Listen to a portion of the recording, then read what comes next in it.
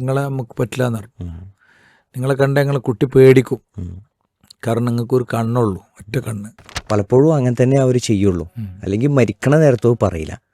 പക്ഷേ മാതാപിതാക്കൾ പറഞ്ഞോ? ഒരു ഉമ്മ മകനെ വളരെ പ്രയാസപ്പെട്ട് വളർത്തുന്നു. നമ്മുടെയൊക്കെ സമൂഹത്തിൽ സംഭവിക്കുന്നതിൻ്റെ ഒരു ചെറിയ സാമ്പിളാണ്. അതിൻ്റെ അവസാനത്തിൽ മാത്രമേ കഥയുടെ ഒരു ട്വിസ്റ്റുള്ളൂ. വളരെ പ്രയാസപ്പെട്ട് മോനെ വളർത്തി, ഒരു വിഷമം അറിയിച്ചില്ല. അവൻ വളർന്നു, അവൻ വലുതായി. പഠിക്കണ സമയത്ത് ഉമ്മ അവൻ്റെ കൂടെ പഠിക്കാനും വായിക്കാനും ഒക്കെ ഇരുന്നു കൊടുത്തു. ഉമ്മക്ക് അങ്ങനെ എഴുതാനും വായിക്കാനും പഠിക്കാനൊന്നും അറിയില്ല. പക്ഷേ മോൻ വായിക്കണ സമയം ഉമ്മ ശരിക്കും അവൻ്റെ കൂടെ ഇരിക്കും, നന്നായി ഫോളോ അപ്പ് ചെയ്തു. അവൻ്റെ ഉപ്പയുടെ സ്വപ്നം അവനൊരു ഡോക്ടറാവണം എന്നുള്ളതാണ്. ആ സ്വപ്നത്തിലേക്കുള്ള യാത്രയിൽ പ്രാർത്ഥിച്ചും പ്രവർത്തിച്ചും സഹിച്ചും ക്ഷമിച്ചുമൊക്കെ ഒരുപാട് അവനെയുമായി പോയി. അവന് വിവാഹപ്രായം എത്തിയപ്പോൾ ഉമ്മ അവനെ നല്ലൊരു അനാഥയായ പെൺകുട്ടിയെ കല്യാണം കഴിപ്പിച്ചു. ഒരു അനാഥത്വത്തിൻ്റെ വേദന അറിഞ്ഞ ഒരു സ്ത്രീ എന്ന നിലക്ക് ഒരു പെൺകുട്ടിക്ക് സംരക്ഷണം കൊടുക്കാം എന്ന് വിചാരിച്ചു. പക്ഷേ ആ കുട്ടി അവൾ അനുഭവിക്കാത്ത സൗകര്യത്തിലേക്കും ആശ്വാസത്തിലേക്കൊക്കെ എത്തിയപ്പോൾ ഈ ഒരു സ്ത്രീ അവർക്കൊരു തടസ്സമാണ് എന്നാണ് ചിന്തിച്ച്.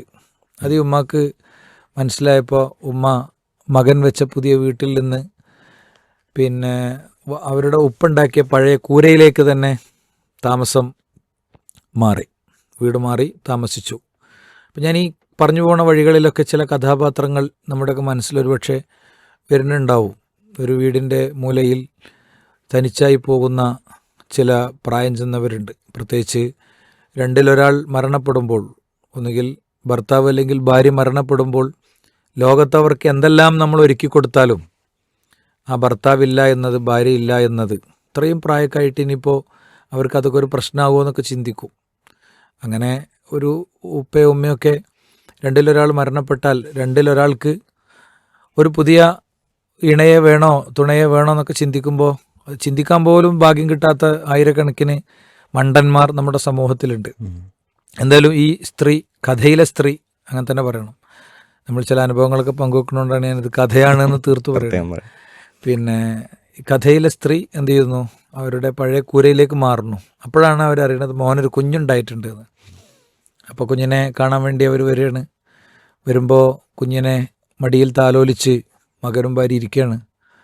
കണ്ടപ്പോഴേ നമ്മുടെ ഈ കഥാപാത്രമാകുന്ന മരുമകൾക്ക് ഭയങ്കര കുറച്ചൊരു ഫ്രസ്ട്രേഷനൊക്കെ ഉണ്ട് നമുക്ക് ഇട്ട് കൊടുക്കാം. അങ്ങനെയാണല്ലോ, കഥാപാത്രത്തെ സൃഷ്ടിക്കുകയാണല്ലോ. അപ്പോൾ അവർ പറഞ്ഞു, എനിക്ക് നിങ്ങളെ കുട്ടീനെ തരും, ഞാനൊന്ന് നോക്കട്ടെ എന്ന് പറഞ്ഞു. അപ്പോൾ നിങ്ങളെ നമുക്ക് പറ്റില്ല എന്ന് പറഞ്ഞു. നിങ്ങളെ കണ്ട ഞങ്ങളെ കുട്ടി പേടിക്കും, കാരണം നിങ്ങൾക്കൊരു കണ്ണുള്ളൂ, ഒറ്റ കണ്ണ്.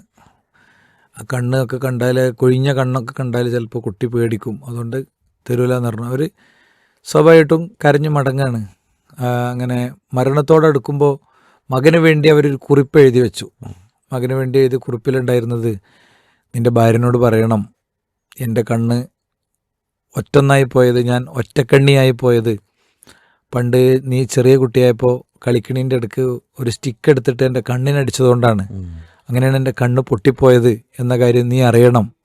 നിൻ്റെ ഭാര്യയോട് പറയും വേണം, സാരല്ല, നമുക്ക് സ്വർഗത്തിൽ ഒരുമിക്കാൻ കഴിയട്ടെ എന്ന് ആയിരുന്നു ആ കത്തിലുണ്ടായിരുന്നത് എന്നാണ്. ഇവിടെ നമ്മളൊരു കുറച്ച് കഥാപാത്രങ്ങളെ സൃഷ്ടിച്ചത്, ശരിയായി പറഞ്ഞാൽ ഇതിൻ്റെയൊക്കെ ഒരു പരിസരത്ത് ഒരുപാട് യാഥാർത്ഥ്യങ്ങൾ സംഭവിച്ചുകൊണ്ടിരിക്കുന്നുണ്ട്.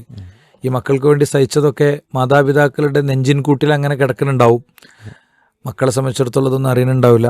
അവർ സഹിച്ചതും ത്യജിച്ചതും സമർപ്പിച്ചതുമാണ് മക്കളുടെയും പേരക്കുട്ടികളുടെയും ഒക്കെ ജീവിതം എന്നത് പലപ്പോഴും തിരിച്ചറിയാതെ പോകുമ്പോൾ അവർക്ക് കൊടുക്കേണ്ട സ്നേഹത്തിൻ്റെ വലിയ ലോകം ജീവിച്ചിരിക്കുമ്പോൾ കൊടുക്കാൻ കഴിയില്ല. അവർക്ക് കൊടുക്കേണ്ട പരിഗണനകൾ കൊടുക്കാൻ കഴിയില്ല. തിരിച്ച് മക്കളും മാതാപിതാക്കൾക്ക് വേണ്ടി വളരെ സഹിക്കുന്നുണ്ടാവും.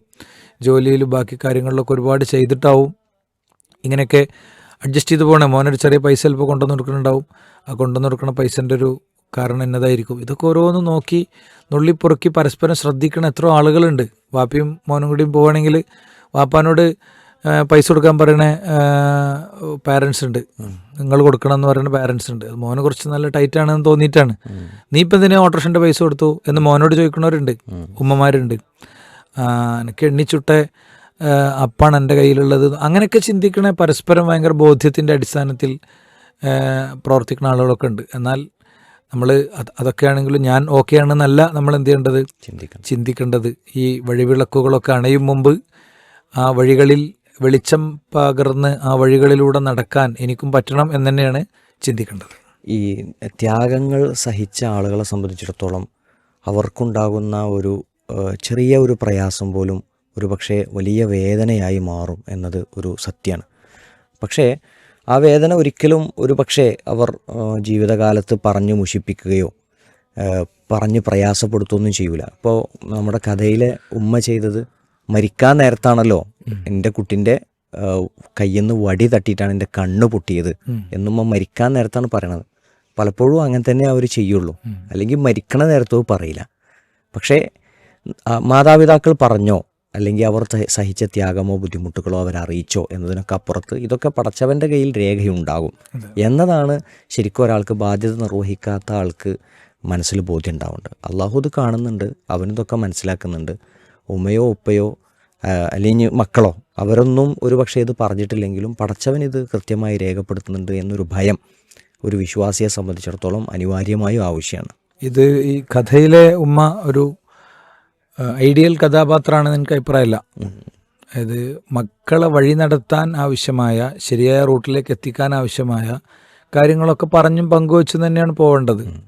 അത് ഒരു സംശയമില്ല. അത് കറക്റ്റ് എന്ത് ചെയ്യണം, ഇങ്ങനെയൊക്കെ ജീവിതത്തിൽ ഉണ്ടായിട്ടുണ്ട് എന്നുള്ളത് അവർക്ക് കൺവേ ചെയ്യണം. നമ്മൾ കഴിഞ്ഞ ചൊവ്വാഴ്ചയിരുന്നപ്പോഴും ഇതേപോലെ ഒരു വിഷയമാണ് ഒരു കഥയാണ് നമ്മൾ എടുത്തത്.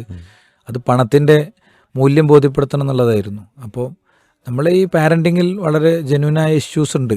പ്രയാസങ്ങൾ അറിയിക്കാതെ വളർത്തുക എന്നതാണ് പലരും സ്വീകരിക്കാറുള്ള വഴി.